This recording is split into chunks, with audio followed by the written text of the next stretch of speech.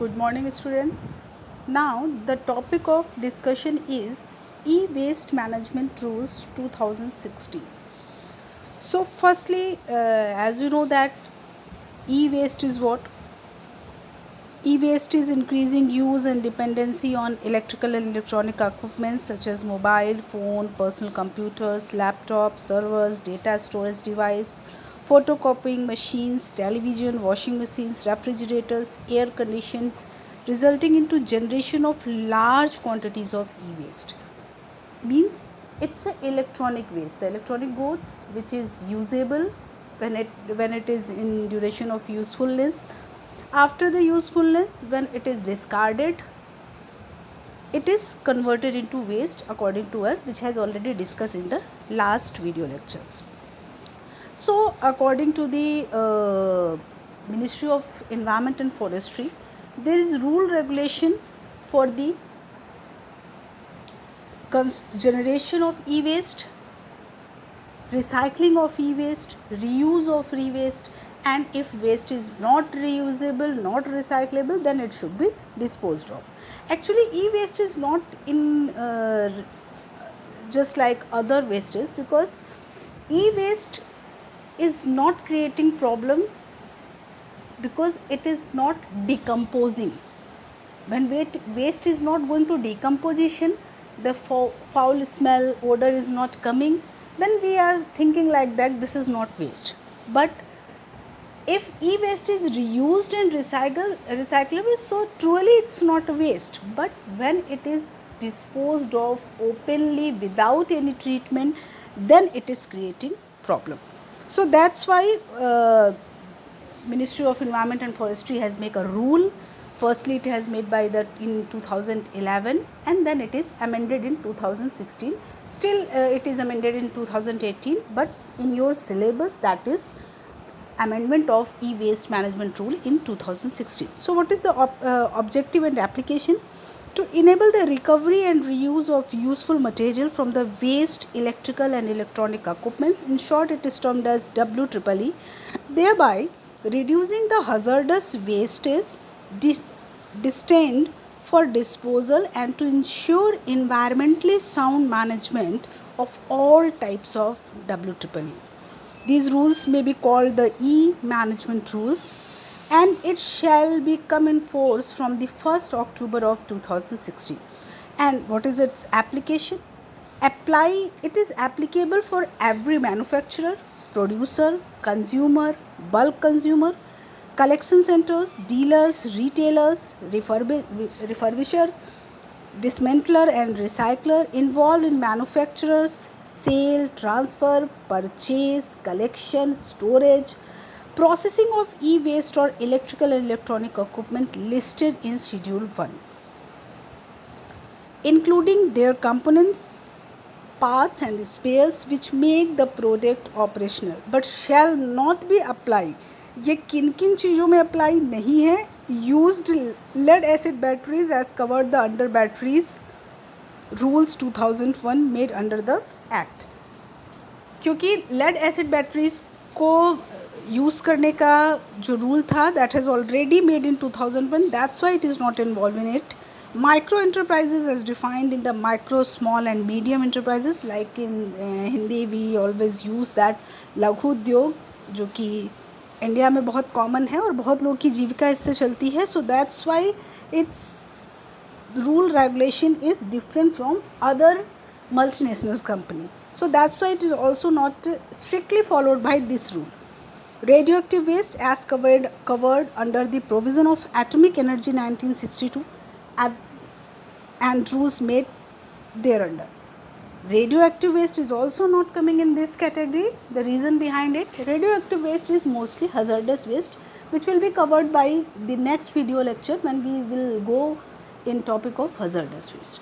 So in Schedule 1, as I discussed above, there are some categories of waste which is coming in this category, like personal computers, notebook computers, printers, copying equipments, electrical, use terminal and system, facsimiles, teleaccess, telephone, pay telephones, cordless telephone, answering systems, refrigerator, washing machine, all conditioners, fluorescent and other mercury containing lamps.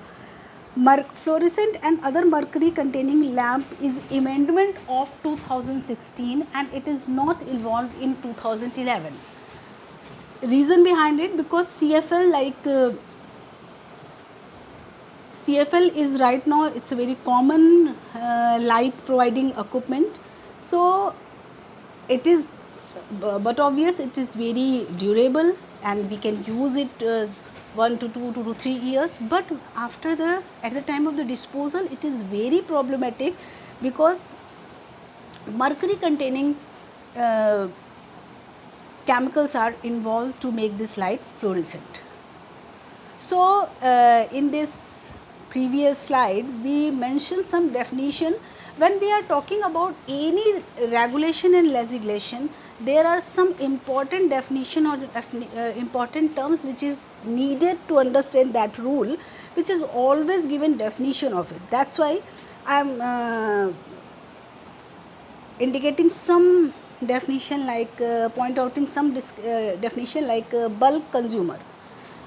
Bulk consumer means users of electrical and electronic equipment such as central government or state governmental departments, public sectors, bank, educational institutes, multinational organizations, international agencies, partnership, public, private companies that are registered under the Factory Act 1948.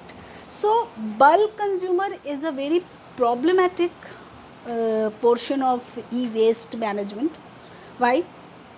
Because if we are talking about any community, suppose each community, in community there is 50 people are living in each and every houses. So maybe that in 50, if each house have 2 laptops, then 100 laptops, 100 phones. But when we are talking about any industry, then its number is multiplicated because there is a lot of computer.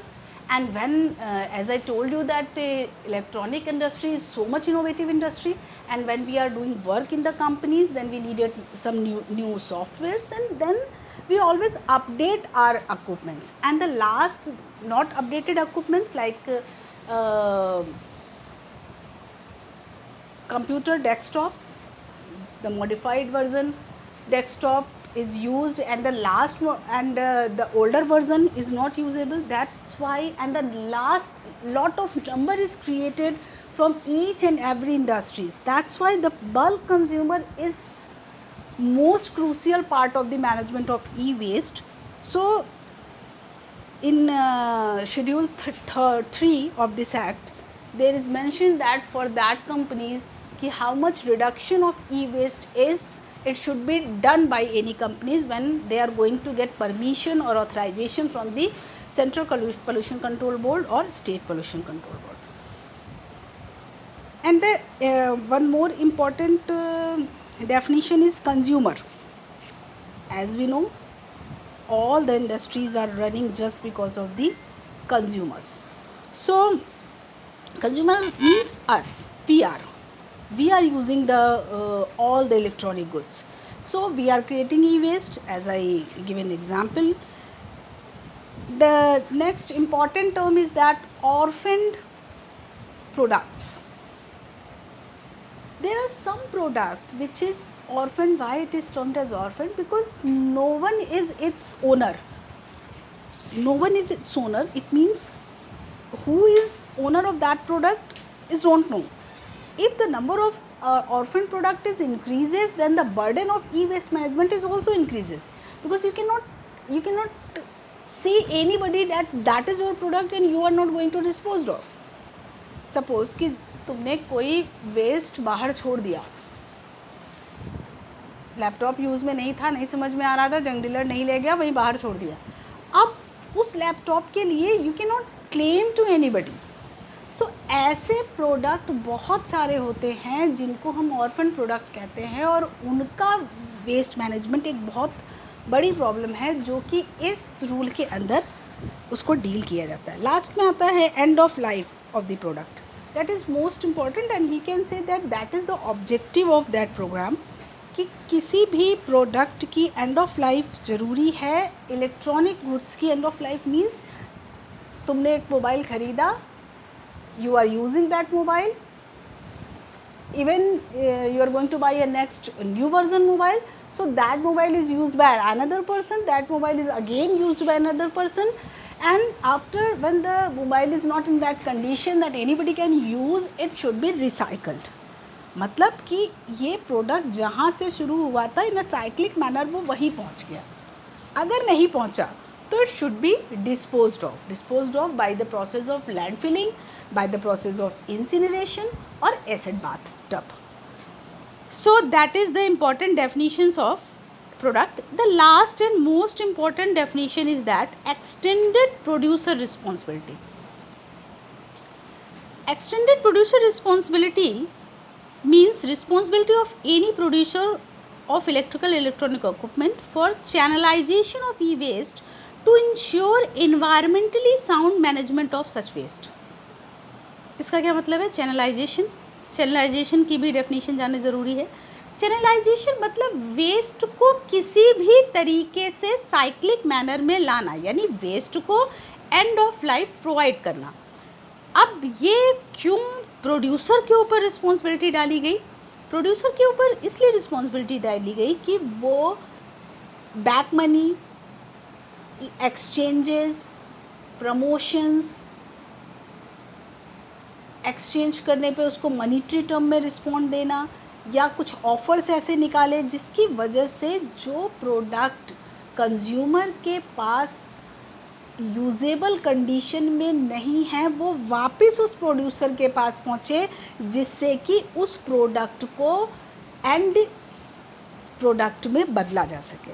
जैसे example पे कि we always use that mobile, and last 1 to 2 years Amazon has launched some offers that if you are going back your old mobile, then you will get 3,000 to 4,000 discount on new mobile. That type of scheme is the extended producer responsibility, which is not done by any choice of producer, but according to this rule, producer has to be ensured that the product which is going to used in the market, it should be end of life. Now what is the role of manufacturer, or what is the definition of manufacturer? Manufacturer means a person or any entity of a company as defined the Companies Act 2013 or factory as defined in the Factory Act 1948. Small medium enterprises defined in Micro, Small and Medium Enterprises Development Act 2006, which has facilities for manufacturing of electrical and electronic equipments. मतलब manufacture producer जो product को produce कर रहा है, manufacturer जो product को बना रहे हैं. तो मैन्युफैक्चरर के ऊपर मैन्युफैक्चरर के बारे में भी हम क्यों इनके डेफिनेशंस पढ़ रहे हैं?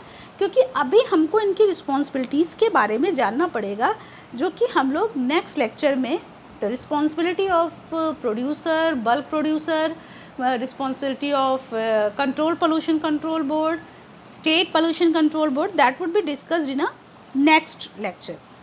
सो